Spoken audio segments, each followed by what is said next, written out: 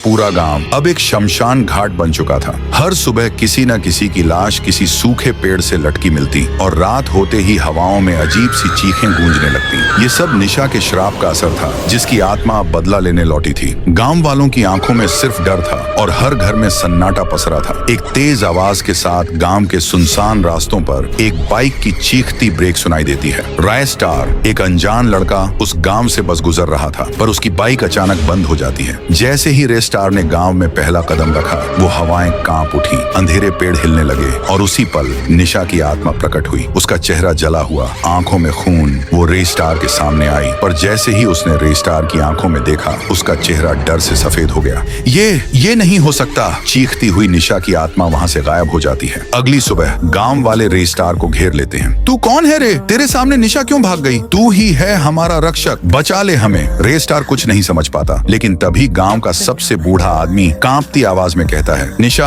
हमारे पूरे गांव को मिटा देगी। तू ही है वो जो इस श्राप को खत्म कर सकता है। रे स्टार की आंखों में गुस्सा भर जाता है। ठीक है, मैं करूंगा कुछ, इस गांव को नरक बनने से रोकूंगा। 2 दिन बाद अमावस की रात रे स्टार गांव के उस शापित पेड़ के नीचे पहुंचता है। उसने तंत्र मंत्र की किताब खोली, अपने खून से एक मंत्र पूरा किया। जैसे ही मंत्र खत्म हुआ, जमीन फट गई और अंधकार की महाशक्ति प्रकट हुई। उसकी आंखें जलती हुई राख जैसी थी और शरीर से काले धुएं उठ रहे थे। आरे स्टार ने कहा, जा और उस श्राप को खत्म कर दे जिसने इस गांव को शमशान बना दिया है। डरावना युद्ध शुरू होता है अंधेरे के बीच। सुनसान जंगल में वह महाशक्ति और निशा की आत्मा आमने सामने खड़ी थी। निशा चीखती है, मैं मरी नहीं, मैं बदला लूंगी इस पूरे गांव से। लेकिन महाशक्ति ने अपनी आंखें बंद की और उसके इशारे से हवाओं में बिजली गूंज उठी। दोनों के बीच टकराव हुआ। चीखें, आग, तंत्र, खून। आखिरकार निशा की आत्मा चिल्लाकर राख में बदल जाती है। उसकी चीख पूरे गांव में गूंजती है और फिर एकदम सन्नाटा। अगली सुबह सूरज की पहली किरण के साथ गांव में फिर हरियाली लौट आती है। जहां कल लाशें थीं, आज फूल खिल रहे थे।